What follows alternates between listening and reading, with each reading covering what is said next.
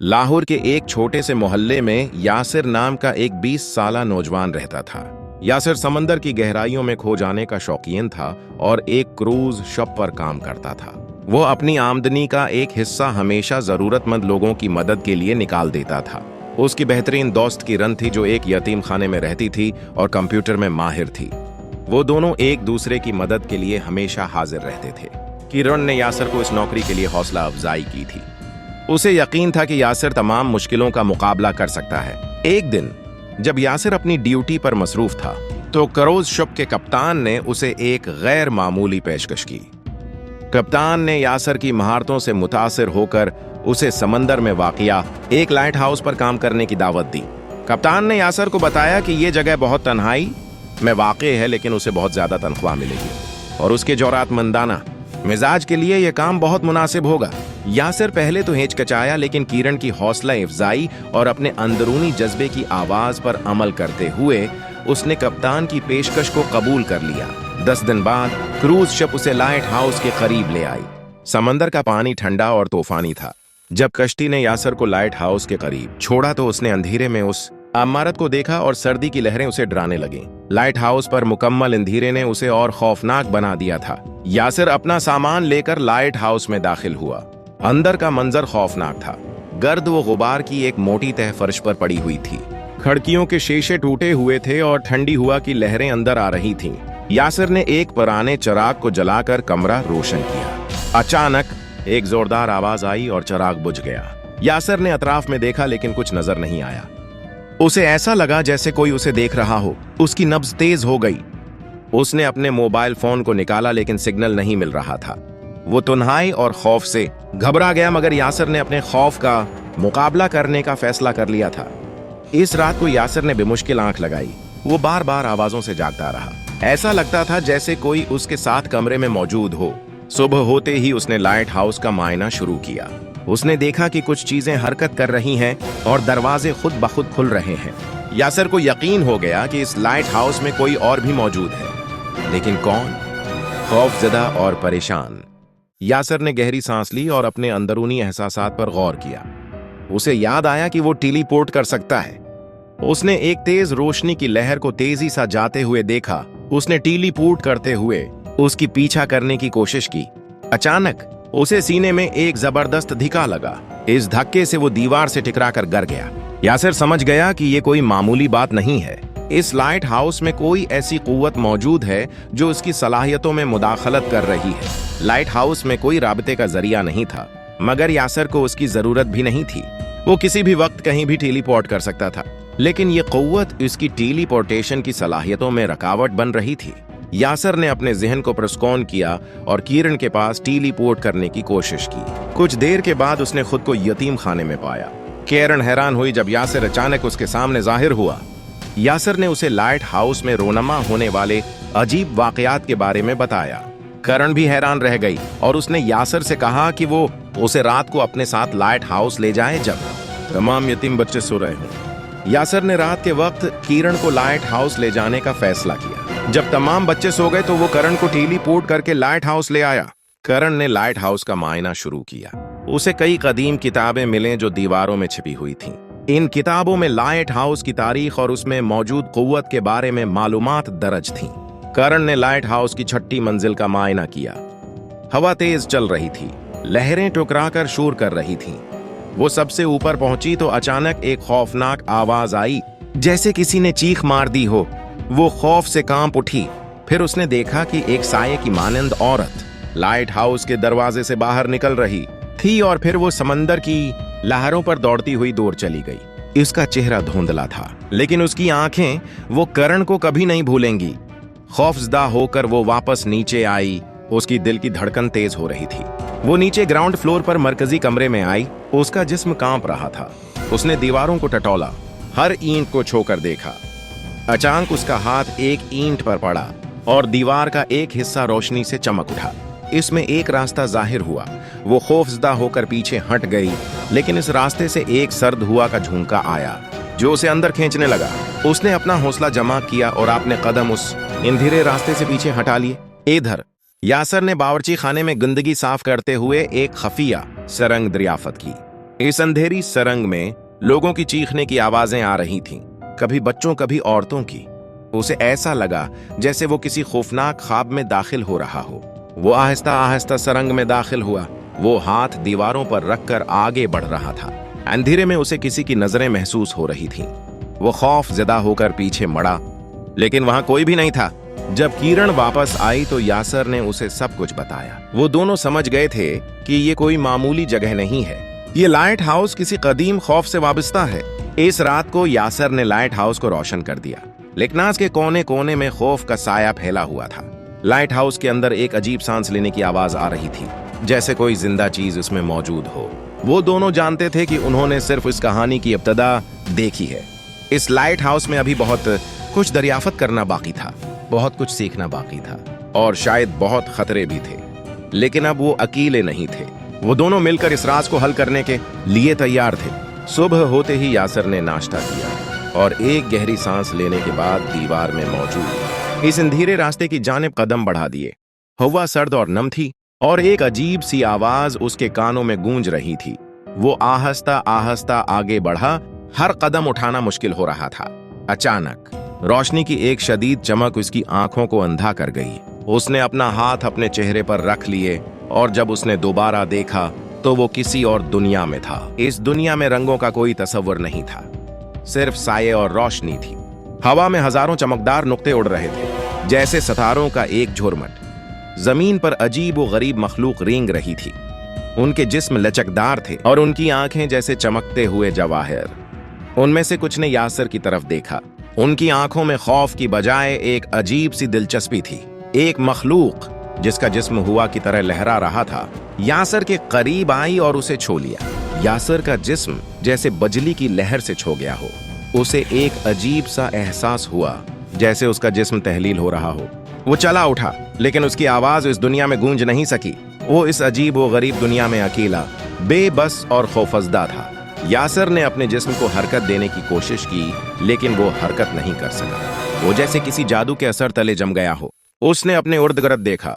वो एक विसी मैदान में खड़ा था, जिसकी सतह चमकदार सियाह पत्थर से बनी थी।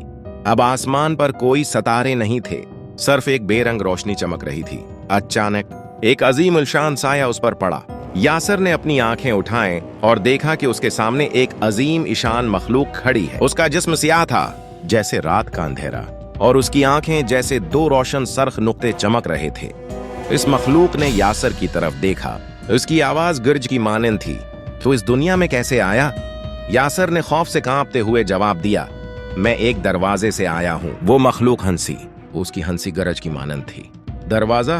वो दरवाजा सरफ अन के लिए है जो इस दुनिया से ताल्लुक रखते हैं। तुम इंसान हो, तुम्हें यहां नहीं होना चाहिए। यासर ने सवाल किया, ये दुनिया क्या है और आप कौन हैं? मखलूक ने जवाब दिया, ये दुनिया उस दुनिया को अल्फाज में बयान नहीं किया जा सकता। ये तख्लीक और तबाही का मरकज है और मैं उस दुनिया का मुहाफिज हूँ। मखलूक ने अपना हाथ बढ़ाया और यासर को छूने लगी। यासर ने अपनी आंखें बंद कर ली। उसे लगा कि उसका जिस्म तहलील हो रहा है, लेकिन अचानक मखलूक का हाथ रुक गया। मखलूक ने यासर को देखा। उसकी आंखों में एक अजीब सा एहसास था। वो बोला, तुम में एक कुव्वत है, एक ऐसी कुव्वत जो इस दुनिया से ताल्लुक रखती है। उसने अपने हाथ को यासर की पेशानी पर रख दिया। यासर ने महसूस किया कि उसके जहन में कोई याददाश्त जाग रही है।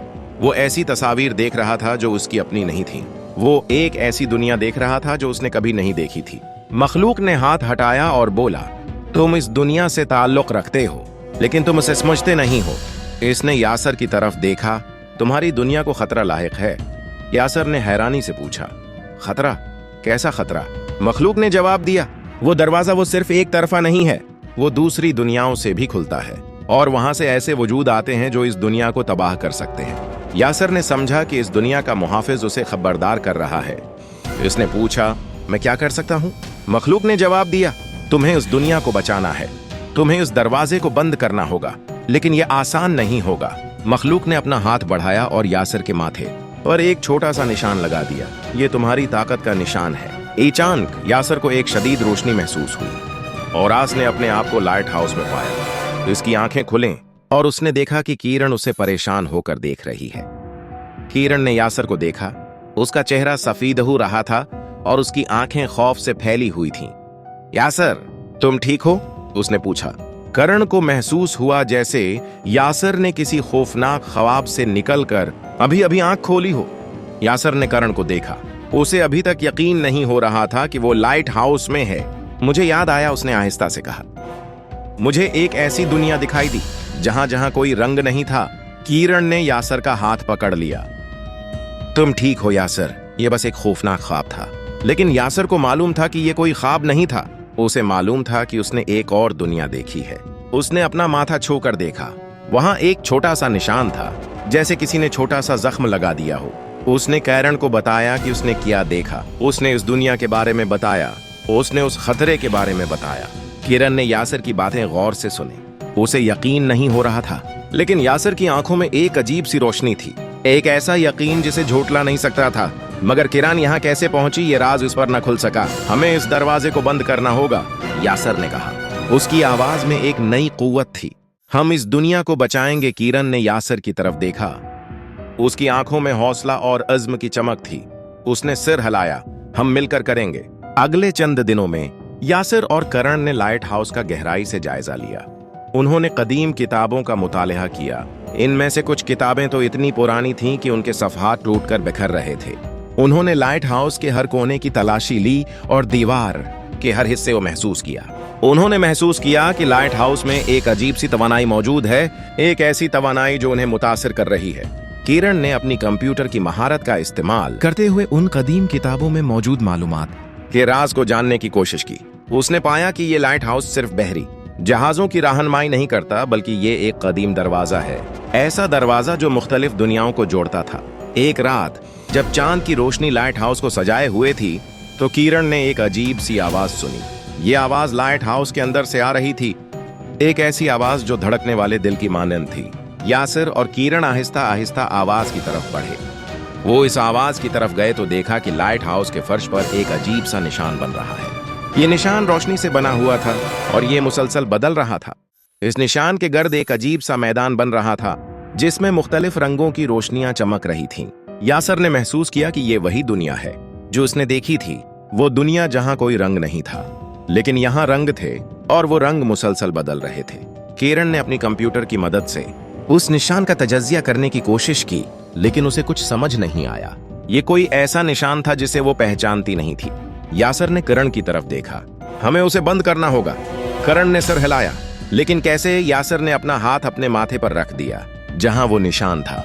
उसने महसूस किया कि उसके अंदर एक कुव्वत जाग रही है, एक ऐसी कुव्वत जो उसे उस दुनिया से जोड़ रही थी। यासर ने अपनी आंखें बंद कर लीं और अपने अंदरूनी एहसासात पर तवज्जो मरकूज की। उसने उस दुनिया का तसव्वुर किया, उस दुनिया को जहां कोई रंग नहीं था, वो दुनिया जहां सिर्फ साये और रोशनी थी। अचानक उसके हाथों से एक रोशनी निकलने लगी, एक ऐसी रोशनी जो इस निशान की तरफ बढ़ रही थी। ये रोशनी इस निशान के रंगों से हम आहंग हो रही थी, जैसे कोई साज किसी गीत के साथ हम आहंग हो। करण हैरान होकर यासर को देख रही थी। उसे यकीन नहीं हो रहा था कि यासर क्या कर रहा है। यासर ने अपनी कुव्वत को बढ़ाया, इस रोशनी को ज्यादा से ज्यादा ताकतवर बनाया। इस निशान के रंगों में तब्दीली आ रही थी, वो तेजी से बदल रहे थे, जैसे कोई रंगीन तूफान चल रहा हो। एक जोरदार धमाका हुआ, जिससे लाइट हाउस की बुनियादें हिलने लगे। फर्श पर बना हुआ रंगीन नमूना बिगड़ने लगा। फिर वो दरवाजा जो पहले सिर्फ एक चमक था, अब अंधेरे के एक घूमने वाले गर्दाब में तब्दील हो गया। एक खौफनाक सायादार शक्ल गहराइयों से अभरने लगी। उसकी आंखें खौफनाक तवानाई से जल रही थीं। यासर को शदीद दर्द महसूस हुआ, जैसे उसकी रूह चला रही हो। उसने तेज सांस लिया। उसका जिस्म पीछ व ताप खा रहा था। करण चीख उठी। खौफ ने उसे अपनी गिरफ्त में ले लिया। उसने यासर को तकलीफ में देखा, लेकिन फिर कुछ गैर मुतवक्का हुआ। यासर के अंदर से तवानाई का एक तूफान उठ रहा था। एक नामालूम कुव्वत के मैदान ने उसे घेर लिया। उसने अपनी बाकी मांदा तमाम तवानाई को एक जोर से धिका दिया। उसने सायादार मखलूक को एक जोरदार गर्ज के साथ धकेल दिया। मखलूक दर्द से चीख उठी। उसकी शक्ल लरजने और बिगड़ने लगी। कैरन ने हाई वोल्टेज करंट जनरेटर को चालू कर दिया। मशीन खौफनाक तवानाई के साथ गूंज रही थी। उसने बिजली की लहरों को इस मखलूक पर मरकूज किया। वो दर्द से चलाने लगी। उसे बिजली का झटका लगा। वो दरवाजा अब तवानाई से चमक रहा था। दरवाजा पिघलने लगा। घूमने वाला गर्दाब अपने अंदर ही गिर रहा था। एक जोरदार धमाका हुआ, जिससे लाइट हाउस गूंज उठा। जब अंधेरा खत्म हुआ तो यासिर ने देखा कि वो जमीन पर गिरा हुआ है और जोर जोर से सांस ले रहा है। करण उसके पास घुटने टेके हुए थी। उसका चेहरा फिक्र से ढका हुआ था। आहिस्ता आहिस्ता उसने बैठने की कोशिश की। उसका जिस्म दर्द कर रहा था। लाइट हाउस में जो खौफनाक रोशनी फैली हुई थी वो गायब हो चुकी थी। उसकी जगह एक नरम रोशनी ने ले ली थी। हवा अब ताजा और साफ महसूस हो रही थी। वो दबाव जो इस जगह पर छाया हुआ था आखिरकार खत्म हो गया था। उसने किरण की तरफ देखा। इसके चेहरे पर आहिस्ता आहिस्ता मुस्कुराहट फैल गई। हमने कर लिया, इसने पुकार कर कहा। उसकी आवाज में खुशी थी। करण की आंखों में आंसू आ गए। हमने कर लिया यासिर। उन्होंने एक दूसरे की तरफ देखा। उनकी निगाहों में एक गहरा समझौता था। उन्होंने नामालूम खौफ का सामना किया था। मुकाबला क्या था और फातेह बनकर सामने आए थे। उन्होंने लाइट हाउस को बचाया था और शायद दुनिया को भी। यासिर ने अपना हाथ बढ़ाया और किरण का हाथ पकड़ लिया। उसकी गिरफ्त मजबूत थी। शुक्रिया किरण, उसने कहा। उसकी आवाज में शकरगुजारी भरी हुई थी। तुमने बहुत अच्छा किया करण, वो मुस्कुराई। उसकी आंखें चमक रही थीं। तुम भी बहुत अच्छे थे यासिर। हमने ये सब मिलकर किया। उन्होंने दरवाजे के बाकियात की तरफ देखा जो अब फर्श पर एक काला दाग बनकर रह गया था। अपनी फतह की अलामत के तौर पर उन्होंने कदीम किताबों को जमा किया जो दूसरी दुनिया की जानिब दरवाजा खोलने का जरिया थीं और उन्हें अंगारों में फेंक दिया। देखते ही देखते वह राख में तब्दील हो गई। लाइट हाउस जो कभी खौफ और राजों की आमाजगाह थी अब उम्मीद की अलामत बन गया था। जब वो एक साथ खड़े हुए तो वो जानते थे कि उनकी जिंदगियां अब पहले जैसी नहीं रहेंगी। उन्होंने डर का मुकाबला करना सीख लिया था।